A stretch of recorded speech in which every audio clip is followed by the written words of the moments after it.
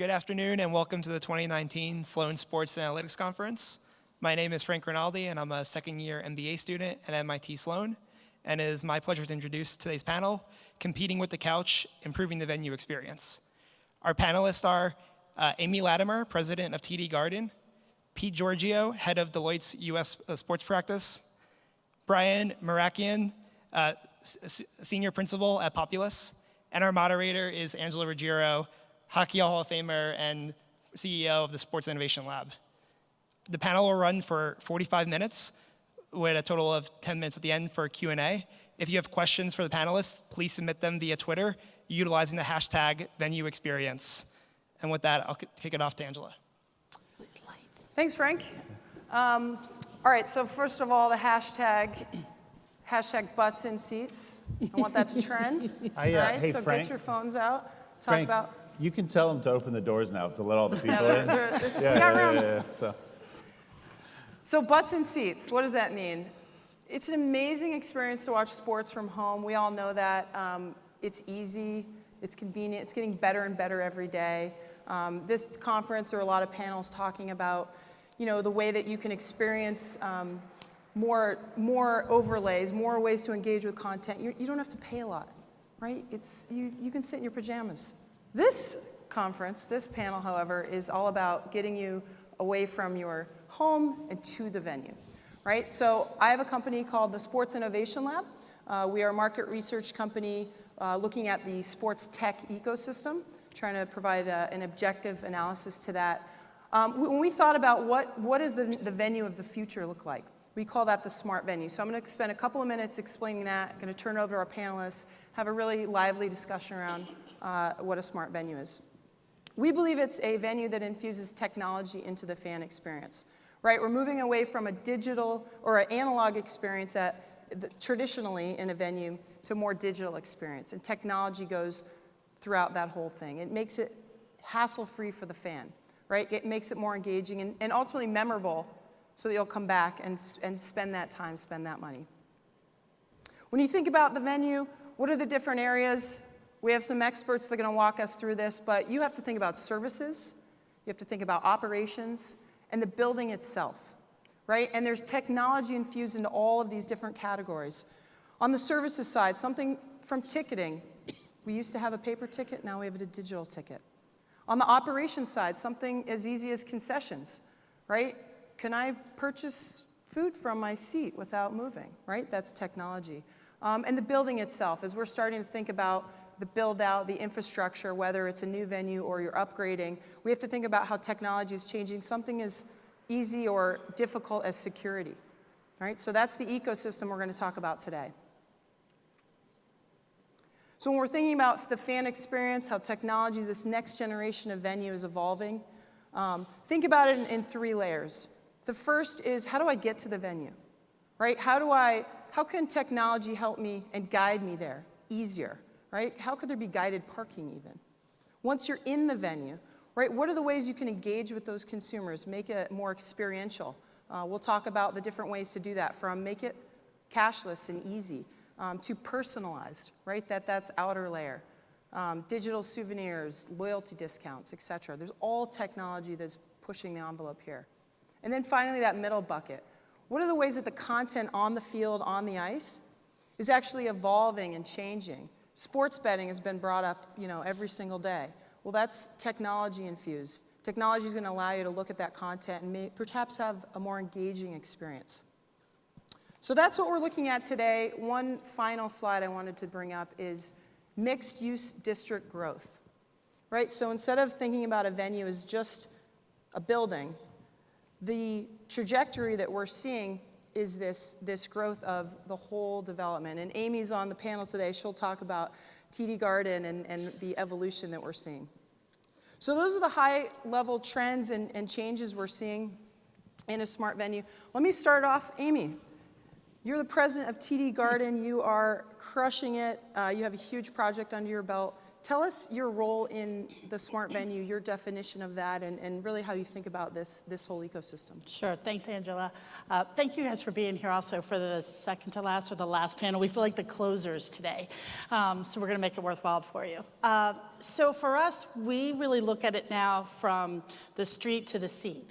Right? You know, our district, our area, because we're putting in this new mixed-use retail at our front door, really starts much sooner. And it is actually starting as our guests are coming in and fans are coming into the game. So, you know, for us, in my role as the overseeing the venue, right? So my job is to make sure it's a safe environment that has the right content. It has what people are looking for when they get in the building from a food and beverage standpoint, clean, all of that.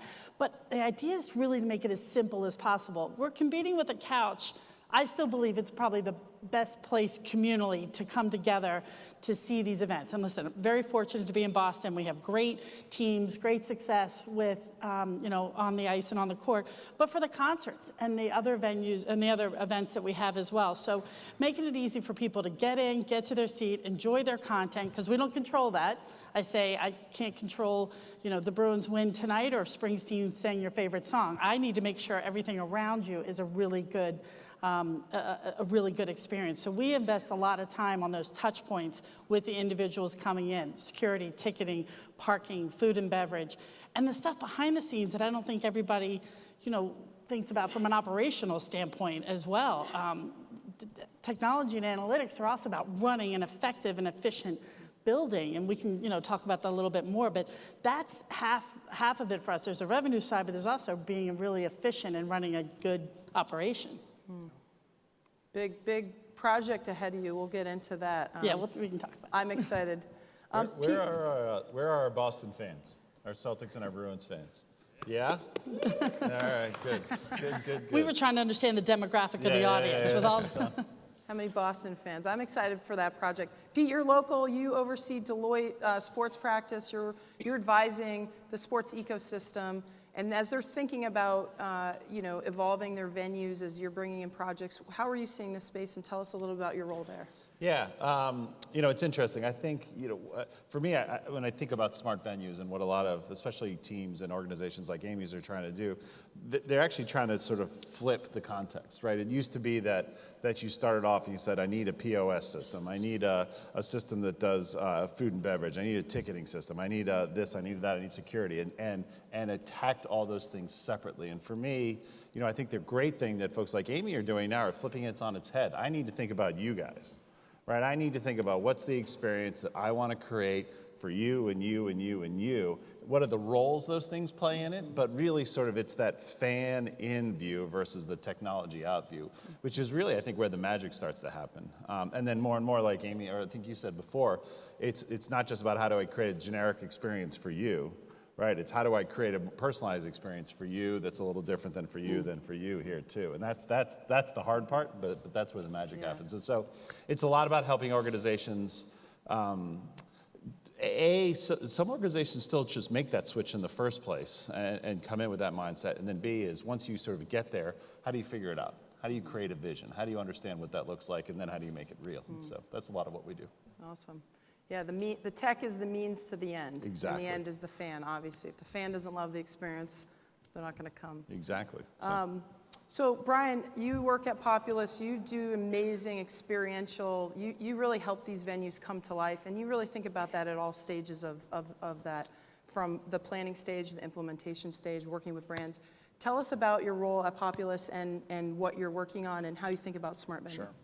Well, at Populous, we've been super fortunate over the years to design a lot of iconic venues that you all have probably gone to, and, you know, Olympic main stadiums and, you know, ballparks, and, you know, SunTrust ballpark for the Braves just opened, Yankee Stadium, T-Mobile Arena, you know, all across the spectrum. And so, you know, I think what we've seen as an architectural design practice is that, you know, now it's about, you know, catering to a new audience in many respects. And you know, up until really probably about 10 years ago, it was very much about a traditional experience. It was about an in-seat experience, frankly. You know, it was a lot about being in your seats. It was, in many respects, somewhat static. And our buildings now are so much more dynamic because they're catering to a more experientially driven audience. And you know, all you have to do is really look at the way that consumer experiences are changing across the board, whether it's, you know, retail, whether it's banking, whether it's any type of entertainment experience now is completely about a customized, you know, experience. Nothing can be done if it's not entirely curated. And so when we think of our venues now, it's not as much about large venues with a massive quantity of seats. It's about social experiences and places for people to go and to migrate. We call this mentality a choose your own adventure mentality. You know, when this next gen audience goes into a building, they don't necessarily want to be in their seat for the entirety of it. They want to go from place to place, destination to destination, sponsor activation to a cool club experience to, you know, some other sort of unique opportunity. And it's always changing and evolving. And so, you know, we certainly see that, you know, having an effect on the way that we're designing venues in traditional sports, but we're also seeing a major transformation in things like eSports coming into the market. Ways in which we're connecting with this next gen really is impacting, you know, in a really, you know, important way, the way that we're thinking about the physical venue. Yeah, it's completely changing. And to your point of experiential, I've read somewhere that, you know, younger audiences will choose a venue or a restaurant based on their Instagram background. So you never know. Some of this is technology. Some of this is just understanding the market. So Amy, tell us a bit about what you're doing, the Hub on Causeway. Given the change in what the consumer wants, the fan wants, they're more demanding. They want this personalization. And there's 1,000 solutions on the market. And you're having to upgrade a building and make really important decisions. How are you thinking about those decisions and what's important to the fans today versus sort of what's hype? Sure. So we have two projects. One is the site of the old Boston Garden is our front door, and we have a mixed-use retail that we're partners with Boston Properties. It's a $1.2 billion project, 1.6 million square feet. That project allows the building, our second project, to actually expand. We're going to expand. So most people build new or they renovate. And we've renovated. We spent $70 million a few years ago. Now we're spending really $130 million on this expansion. And what that does for us is this is newfound space, right? This is new space. You go, what is the best and highest use of this space? And our team's probably over 2 years gone through a process to say, okay, level by level. So this is basically, it's 30 by 300 on 9 levels. And, you know, the first level is the locker room space. That's great. We have we're looking at some new premium products there. But we're on our concourse, our public concourse spaces and our premium areas. And so we looked at it really from 3 venues, right, or three lenses. One is where we started this, we're now a 24-year-old building. What are the things that have changed over 24 years that we're missing and we need to add? What do our fans want, and that they can give us feedback today? And then what are we building for the future? So back to those communal spaces, we didn't have a lot of spaces in the TD Garden where people can just sit and get their food and beverage and just kind of meet and hang out. Our food and beverage delivery is different. It's more of a grab and go than it is the belly up concessions. There's some of that, but it's really about getting what you want and having more variety. And people like it, not only the fact that they like that they're big beers, but they can get a different variety and get out. We're also adding more restrooms. So that's something that we missed, and primarily women's rooms that we missed, years ago, and family rooms, But I think the things that I'm most excited about is we found some spaces that were at the top of the building for us is where typically there's media and some seats, and we're building a club. But what you mentioned, Brian, it's for millennials. It's an open space. There are seats. We're actually going to hang a row of seats off the top of the highest part of the building around this level 9. This new club is called Rafters because you're up in the ceiling. We're fortunate enough to be the arena with the most championship banners, so we're taking advantage of that. But the idea is it's a membership. You're going to be able to buy tickets as you go. You can make last-minute decisions. You can go in groups. We're going to have food and beverage that there's nowhere else in the building, right? So more street food, really high-end, fun cocktails, and it's going to be the great energy in the highest part of the building, the farthest point from the ice and the parquet. But we believe that it's a product we don't have today. This is a group that does not want to go, as Pete said, they don't want to go sit in a seat and here's my 2 seats and that's all there is. They want to have this very different experience. So it's the vibe and what we're building in that space represents that. So we're really excited. We're launching it now. We think it's a good opportunity for companies that want to give associates the ability to go to games but don't want to manage tickets, right? They don't want to manage, here I have seats and make offers, and most companies have to have one person. This will be very seamless. The technology will allow us to just let people go on, buy the tickets, and go enjoy the event. So that's probably... I can't wait. So that's in the building. The front is just, is mixed-use retail. It's hotel, office tower, restaurant, the largest grocery store in Boston, 60,000 square feet, sub-level. Restaurants that we're putting in putting food hall at your front door, but we embrace it. We think that we raise the level of people, that dwell time, and there's a movie theater that perimeter on that entertainment district for us now starts much farther out than just not when they go through security. Are the T-shirt cannons going to be able to reach rafters? No. We do not want anybody reaching. There's an AR technology now that you can put your phone up and they'll shoot a digital version of a T-shirt and you can there you collect go. that. There you go. Again, we're getting there. I will deliver T-shirts to Level Line before I need anybody reaching over. Can the parachutes come down, or is it too high for the the parachutes? parachutes would be dropping off that level. It's too high for they that. can throw the parachutes. There you go. So one thing I love, I'm really excited to go to the Garden and see this experience. So I played in 4 Olympics. I won a gold medal. I've been in front of thousands of people, and you can't beat. Thank you. Yeah. Hockey fans. How about just Olympic gold medal fans? Yeah, exactly. Just that. So. But there's nothing like an athlete being on the field, being on the ice, and feeling that energy. And the fans feel that. Fans literally create that. And that, I think, is the key differentiator of watching at home versus being in that building. Mm-hmm. You feel it, you experience it, you take it home, you share it, right? And so, yet 87% of fans, Brian, have admitted to second screening. We all pull out our phones and we're checking things, and maybe it's stats about the game, maybe it's YouTube, who knows. What is your take on, like, you're building these experiences, you want to get fans engaged. Some say it should be about just what's going on the field, and others say no. This second screen can add to that. What is your take on this? Yeah. This whole engagement of fans? Sure. Well, you can't deny the fact that the second screen exists, right? And we love watching sports because of the power of the experience at home as much as we love it in venue. And I think part of the issue is.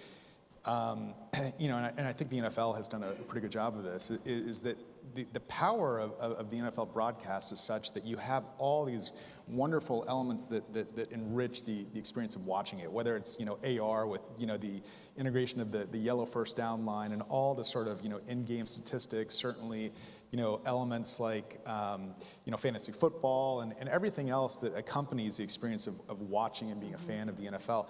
The key is not to strip that away.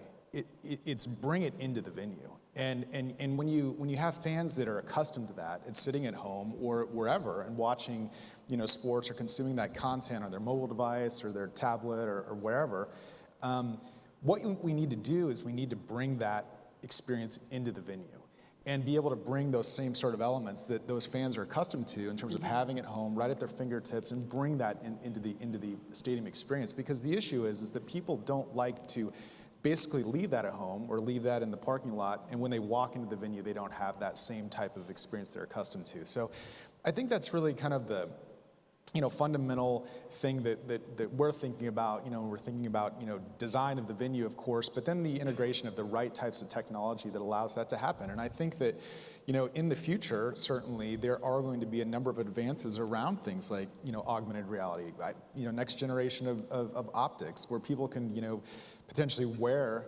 glasses or whatever, where they can map physically on the environment all the stuff that they see in a home broadcast when they're watching Fox or CBS, right?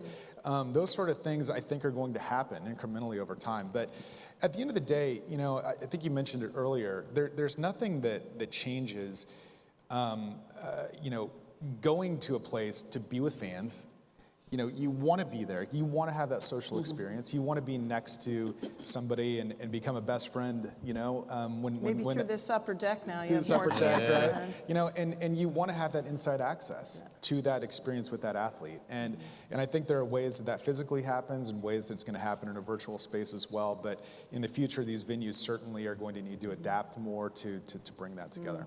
It's funny because this comes up a lot with the teams that we work with, and I always laugh because there are some teams who are really embracing second screen. There's other teams that are really pushing back against it.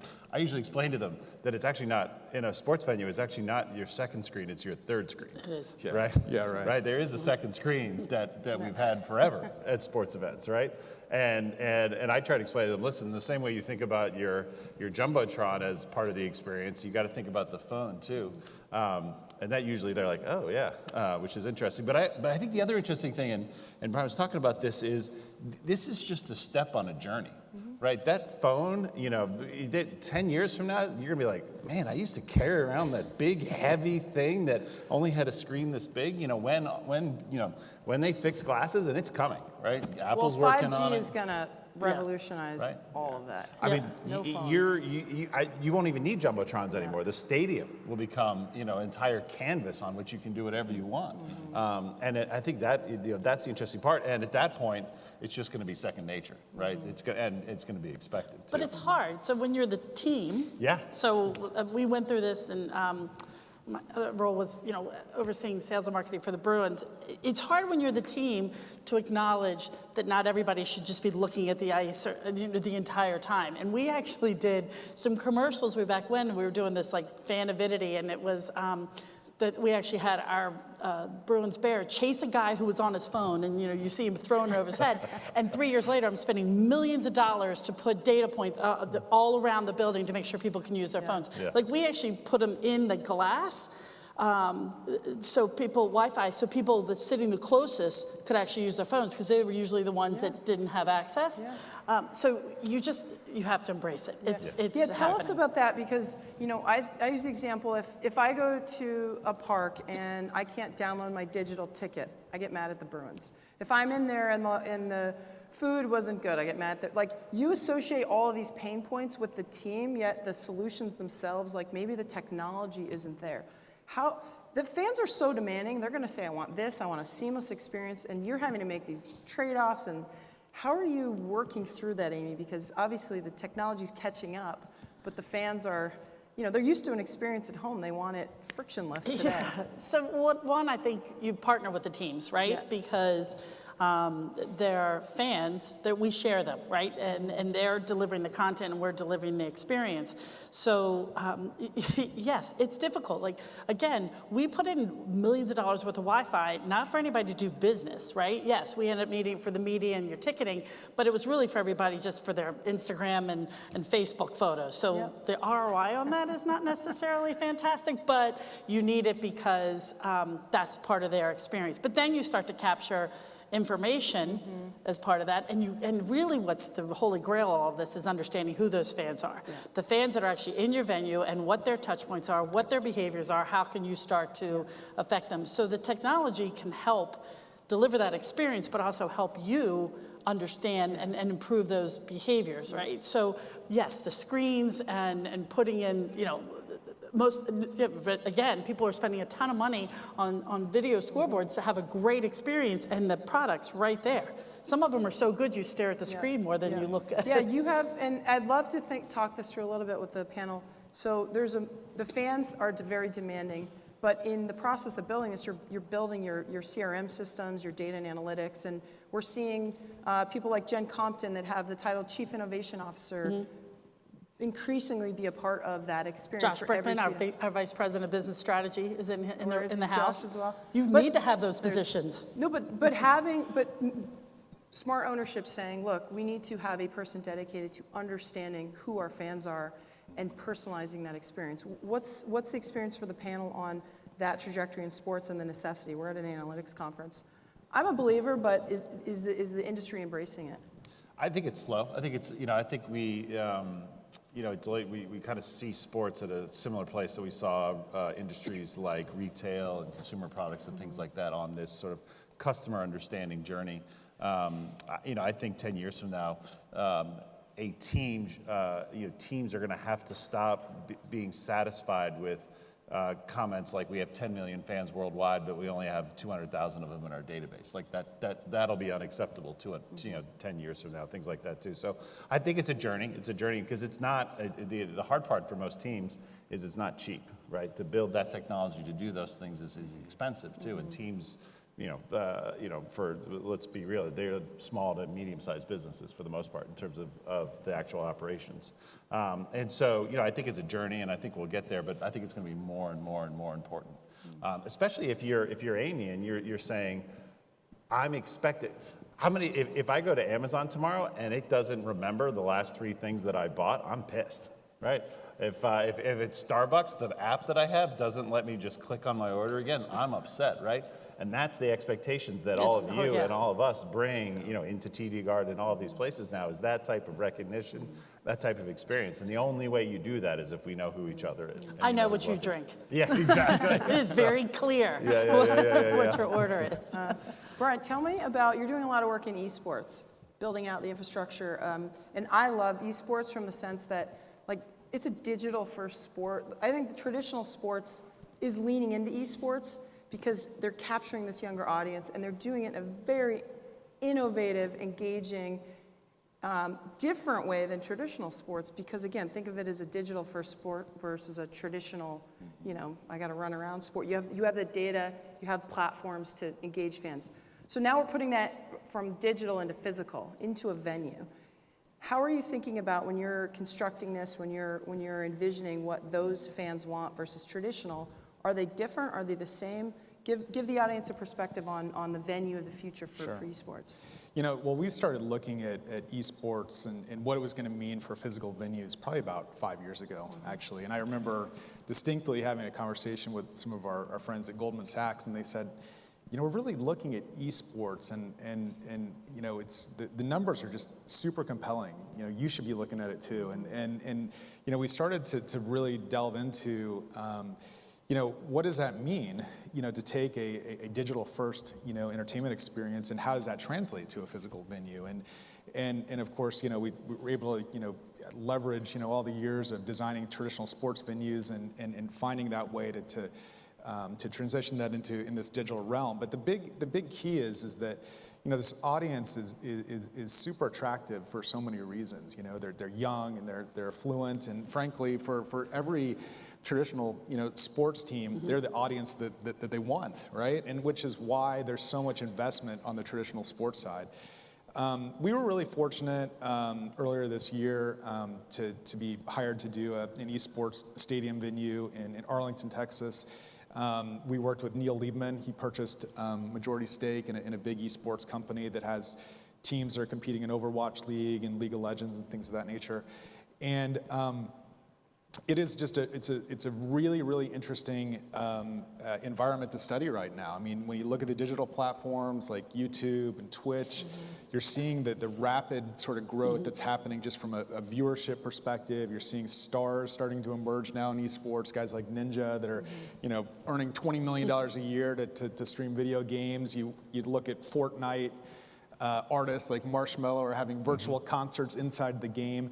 If people don't know what that is, Google Marshmello Fortnite, honestly, it was game changing. It's brilliant. And again, traditional sports trying to mimic what esports is already doing. And so it's really that merging of the virtual space with entertainment, connecting with this audience. And so when you then parlay that into a physical environment, it's really, really interesting to see where that goes. But in terms of the fans themselves, they are very much like traditional fans, but they're very different in a lot of respects. And when you go to an event, one of the things that we see, for instance, is that sight lines, for instance, are totally different. Like in a normal, spectator event, you want to have the Jack Nicholson seats. You want to be on the court. You want to be as close to the action as possible. In esports, actually, what we see is fans like to sit further back in the bowl or even in the upper bowl because of an optimized sight line to the screen. It's different.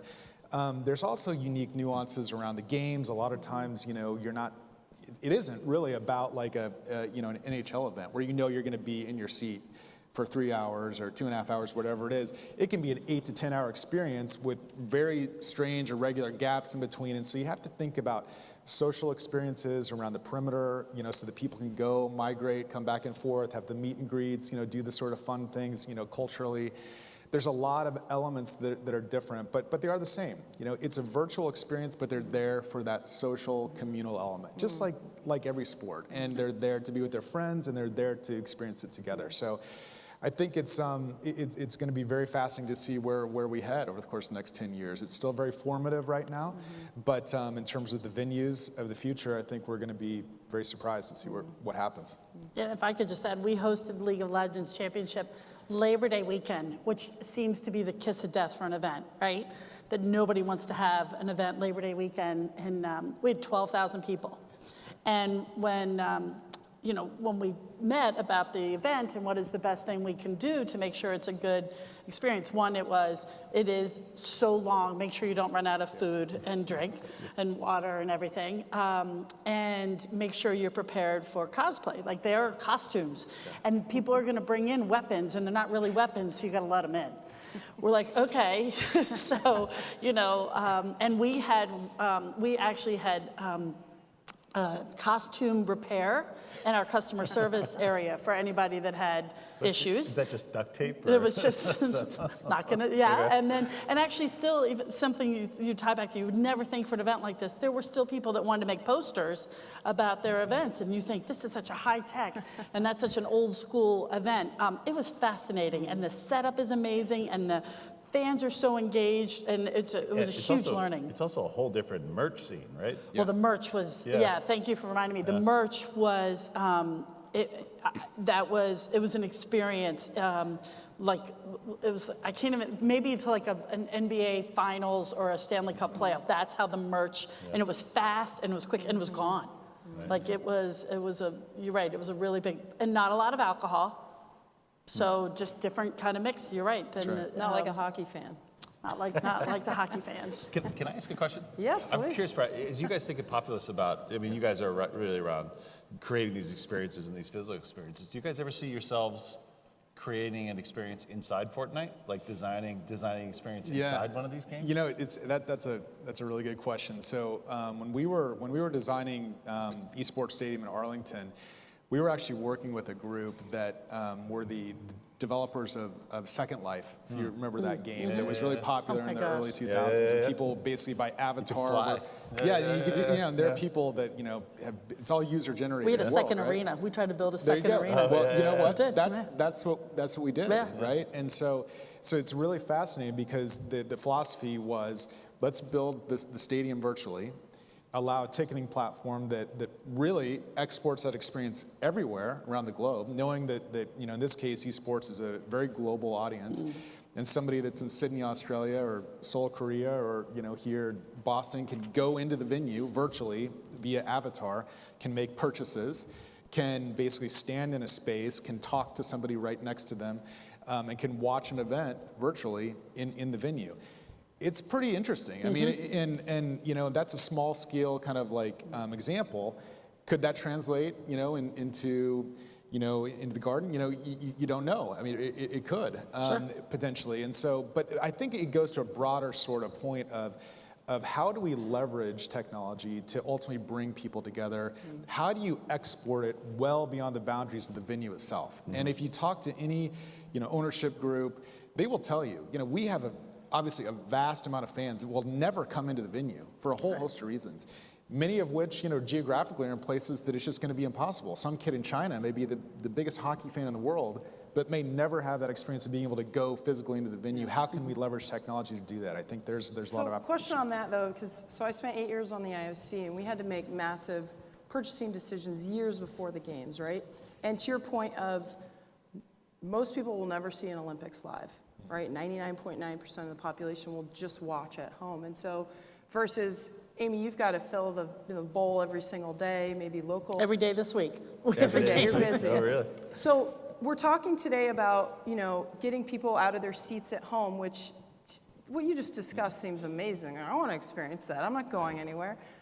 But they're both revenue streams, whether it's a ticket or the ticket at home, whether it's watching live or watching, live at home, there's this conflict right now, and it's a new revenue stream, perhaps, but is it cannibalizing your ticket, getting you to the venue? So I'm curious. We're talking about getting people into the venue, paying for that amazing new experience that's coming, and all this technology is allowing this seamless, frictionless, emotional experience to happen. Yet, Fortnite, these experiences are pretty compelling, but they could be another revenue stream. How are teams and leagues thinking about this? Anyone?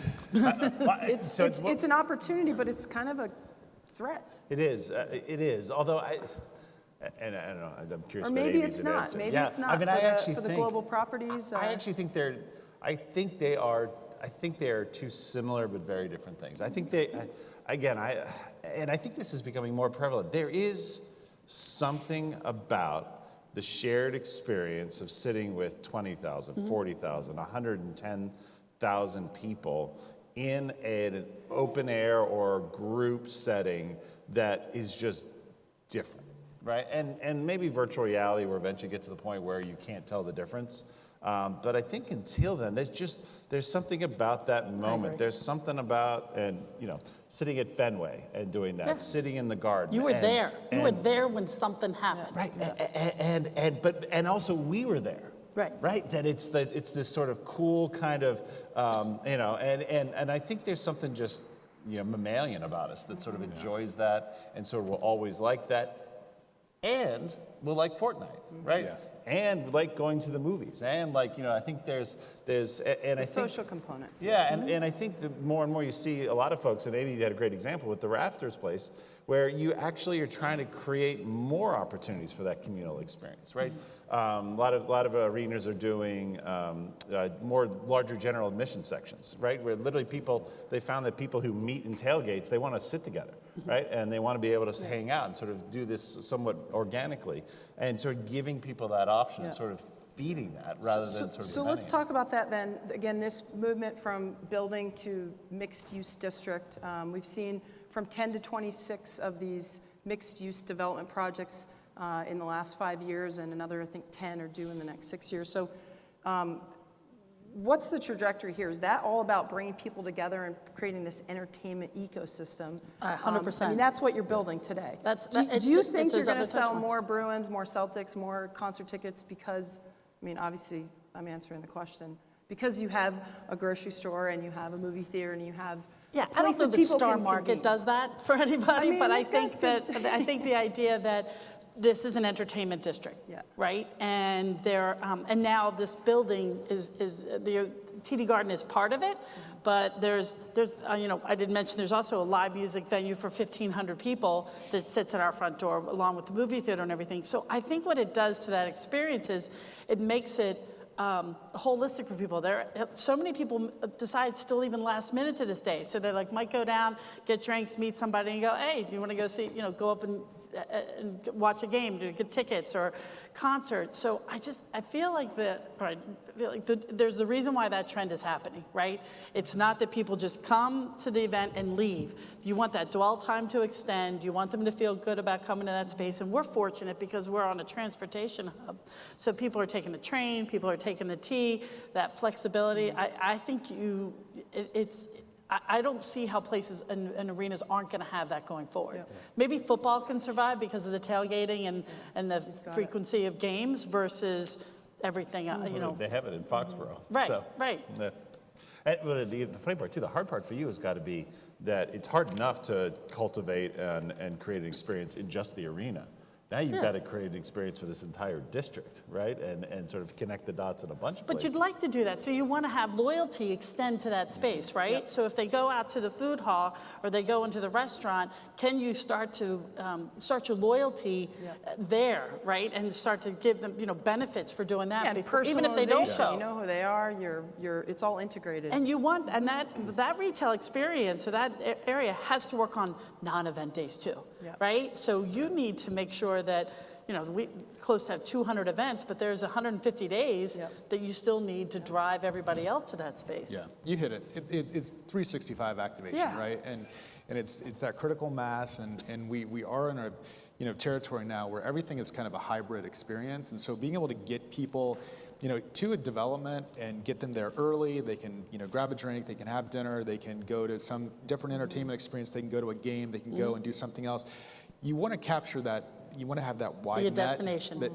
that's destinational, and very few of our projects now are not part of a broader scale development strategy. It's a rarity, frankly, and it all goes to that point. And I think the venues itself, just the boundaries are sort of dissolving a little bit between what the venue is and what the entertainment district is as well. They're really kind of merging together, which goes again to that point of creating activation around your venue and in your venue at all times. Yeah, you're paying for an experience at the end of the day, a memorable, shareable. But what it does, one thing I will say, it changes your perimeter. So now security and some other things, it just changed. So I want to turn It's over exponential. audience questions, but before we do that, I just want to touch on security, because we're talking a lot about engagement and all the wonderful things, but security is the venue of the future. It's whether it's drone technology, whether it's biometric sensors.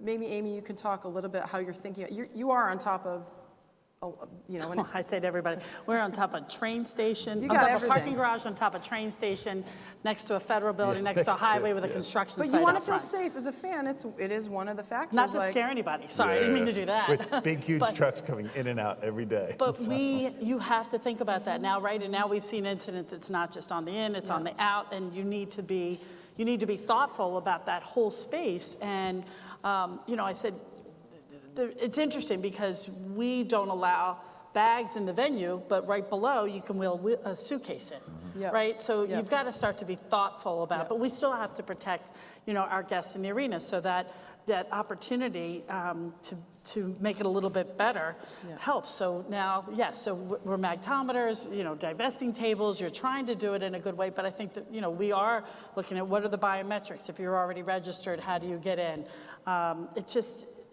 It's still one of the most concerning things, and it's hard.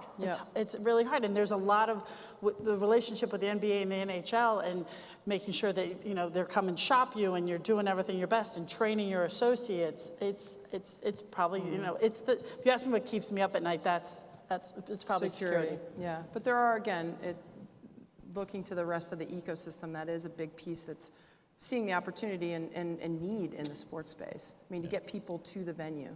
All right, I got to... Oh, sorry. Okay. Go. I was just saying, it's hard because success is nothing happening.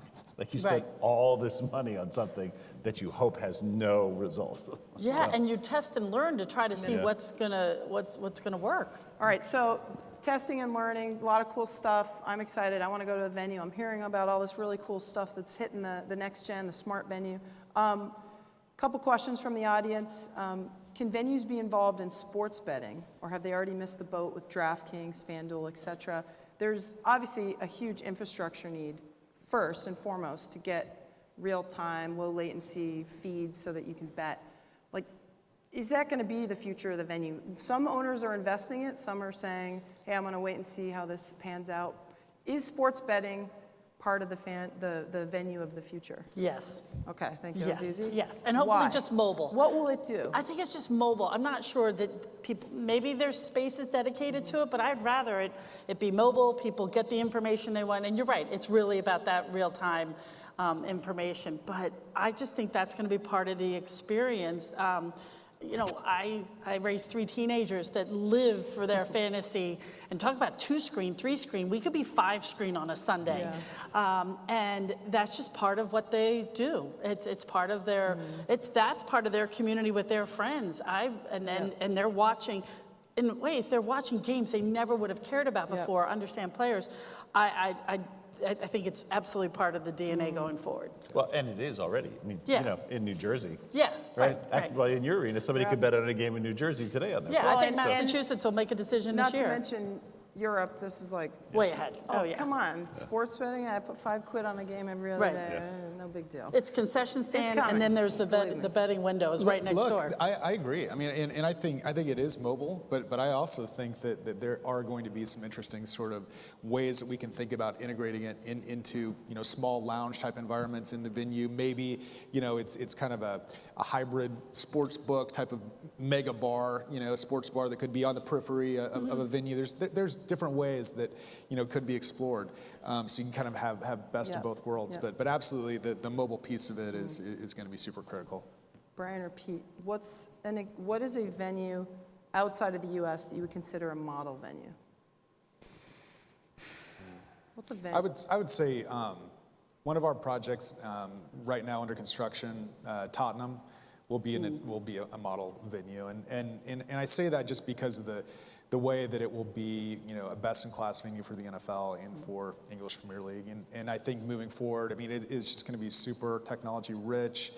All the things we're talking about in terms of these social experiences, premium environments, destinational elements around the venue. The way it's integrated into the city itself, I really think Tottenham, especially in Europe, will set a new standard. What about AR? AR, VR, how can VR or AR become suitable for in-game attendance? Brian brought up something really, people always ask me all the time, when's AR going to be here? When's AR going to be here? And Brian brought up something really interesting before, which is AR has been here. It's already here. I mean, Did you drive here? well, but also the yellow line, right? The yellow, that's augmented Right. reality in existence. I'm a huge fan of AR. I think it's going to transform what we do. I actually think some of the interesting places you'll see it too is I think in arenas it'll be great, but actually I think one of the greatest places, and the PGA is playing with this, is golf events, right? I mean, how many of you have been to a golf event where how much time do you spend saying, wait, who's that down there, and Right. what club are they holding, and have they hit the ball yet? And all of a sudden, thump. Right. Like, oh wait, there's Whose ball was that? Whose ball was that? Yeah. I didn't know it was I think like that type of experience. And it's already changing some things. I think in the arenas it's going to be great too, but I actually think it's going to change a whole bunch of different venues. So. I think AR is. I'll just jump. I think that it's more natural because it's already part of how we watch sports. We're so accustomed to it. It's so again, whether it's golf or football or baseball, we're so accustomed to all that information being overlaid into the experience. And so when people go to a live event, they don't have it. But there's the opportunity if that it was more part of it, where you could hold up your device, you could see statistics, that's being mapped over into an environment. I think that's a real opportunity. But VR we struggle with a little bit, frankly, because the devices themselves are inhibiting. And in many ways, it still is an isolating experience. Now, the things we were talking about where you can use it to bring people together communally, I think there's something there. But I was told VR it's hard to tough. drink a beer with. It is the hard to drink. It is hard to drink. headset It on. is. So, Yeah. I mean, But I think AR is definitely the play now and into the future. You brought up before the marshmallow thing on Fortnite. Yeah. I think the coolest thing about the whole marshmallow thing is that they did it, but what was it, 2 million or 1.5 million people went to that concert? 20 at a time. Yeah. Right? It wasn't like, it didn't show an arena Right. with 1.5 million Right. people in it. It was you and 19 of your friends who were at that concert, right? I think that's going to start getting interesting, but again, I think the technology's not there. I think AR will be. So AR can plausibly bring more of the statistics, the data, the overlays in the venue, because now you're able to actually engage with the content that you're seeing on the field, on the ice, and you can only get that at home today with maybe all your screens and the fantastic job, quite frankly, that the broadcasters are doing. So AR, sports betting, or VR, what would you invest in? Or eSports? Pick one. Esports. Esports. Esports, all right, eSports. And then AR. Okay. Will eSports transform the current venue, not a separate eSports venue? That we're looking, Sports Innovation Lab, we've been looking at like, if there's a tremendous amount of processing power and digital activation and massive screens for that eSports experience, could that shape and will that push traditional sports venues to accelerate adoption of tech and 5G and other? Is eSports going to fundamentally change traditional sports, or are you going to see what you're seeing is they're actually going to just be separate? I think the really interesting thing about that question is, I would actually argue the esports venue right now is Twitch. Yeah. Right, is YouTube. And I think it'll be really interesting to see how traditional sports learns from that. I think they'll still continue to do. It's not about the live event for them. Let's be Yeah. perfectly honest. Otherwise, you wouldn't, building 3,500, 5,000 person venues. It's not about the live event needs to happen for everybody else to participate. And I think most arenas, like, we were able to host it, right? We had the technology. I think you're getting smarter about technology, not just for esports, but for everything that's coming in, right? There's more demand for playoffs, and so I think you have got a technology roadmap, whether it's esports or not. It doesn't matter. Yeah, you have to adapt. But I think traditional sports is going to learn a ton from esports along those lines too. They probably already are. All right. What about the integration? Again, we're moving quickly to adopt technology, and how are all these providers going to integrate? Because they need to, right, at some point. So we have an interesting one. I know this sounds, basic, but we just put in smart elevators. We're the first arena in the country that just put in these new elevators and we needed to work with our vendors, Ticketmaster and others, to make this, come together. So we had an elevator company, a Ticketmaster. So what happens now is when you come into our Boston Garden Society, which is really is formerly our premium, you're going to scan your ticket, mobile, hard tickets are fine, and then it's going to give you what elevator, a bank of 6 elevators, which one to go to, and it's going to take you direct to your floor. That is that sounds like an easy task because you go to all these office buildings and people swipe their badge and they know that badge goes to the 5. Well, ticketing is a whole different story now, right?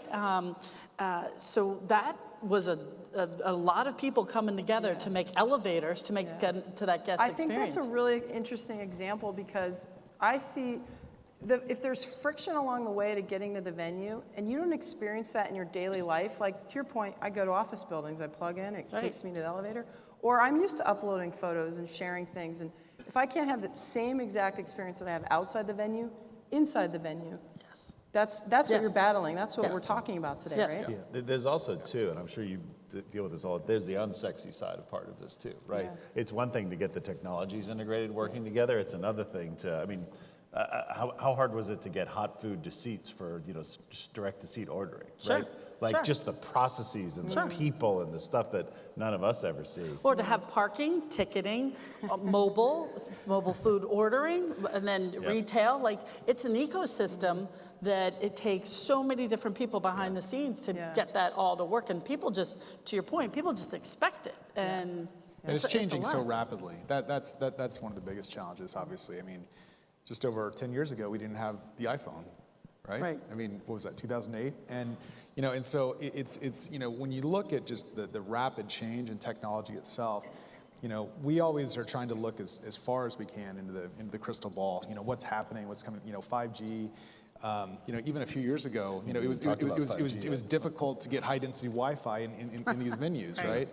And now you have to upgrade again. And now it's just an expectation. It's like running water or electricity, for fans. All we do is upgrade. That's all we do. So, streaming content is changing. There's all sorts of things that are changing, and you mentioned it. People want to be able to step inside the venue and have every aspect of it live like it does in their home environment or wherever else it is. And so, yes, a lot of it, goes into what is that technological backbone that works. Having those conversations up front. Having the right team that's thinking about all those issues. It is super complex. The challenges are super complex, but you have to have the ability to add to it. You have to have sort of the pipeline in place that you can plug in and bolt on the parts as necessary, but it takes a lot of planning. Yeah, we talk a lot about a smart venue is a smart city. At the end of the day, you're planning in a way such that you're a city planner now. You have to integrate and you're upgrading every single day back to the fan. What does the fan want? And that changes so rapidly. We've only got a minute left. I want, any of you guys can take a crack at, what does the future look like? Give me that fan journey before, during, and after. What's the future look like for fans? Or what should it look like? I Who think wants the to take a coolest thing. stab? Go I ahead. think the coolest thing that's going to happen is you're going to start to see artificial intelligence starting to play a role in these things too. And all of us are now used to going home and talking to a box that sits on our counter and it's doing stuff for us. How does once we know stuff about people, how do we create that type of experience in arenas? I think that'll be cool to see. And do where you that think goes. the sports fan will willingly give up their data because they actually believe they've got that association, that trust with a brand? That's what I think. I think sports has a huge lead in like, take it all, give me custom beer, yes, give me yes. more merch. I love it. Give me those things that I can't buy somewhere, right? Give me that information, give me that touch point, give me we have stuff, right? We have so much stuff. We have players, we have access, we have all these sort of things that we can leverage to get that data. It's really about organizing it and making it worthwhile for everybody. The other thing I'd say too is, I think the venue of the future is the venue of the past in many respects. I think it's the same principles of, 1,000 years ago in the Roman Colosseum. The venue of the future has to ultimately be about a place that people want to be together for an experience, right? And it's about that social, memorable experience of being with somebody else. That's what's in our human DNA. And so while we have all those elements, that are going to enhance it through technology, through consumer experiences, all these wonderful things that are going to be part of it and additive, creating a great venue that people just want to be together and watch an event, no matter what it like is, to be It's there. has to be entertainment. what it is. If it's not fun, Yeah. they're not that's our whole job here. We're not saving lives, right? It's about making it fun and having a good experience. It's By the way, I think Brian wants to bring gladiators to the garden. Is do. that cool? Or, I love that. No, that's so why I they want call to them say vomitories, right? That's right. I want to say thank you to our panelists, giving us a view, a glimpse into the future venue, and getting people from home. Butts and seats, is it trending? Is it trending? Thank you, guys. All right, round of applause for everyone. Thank you.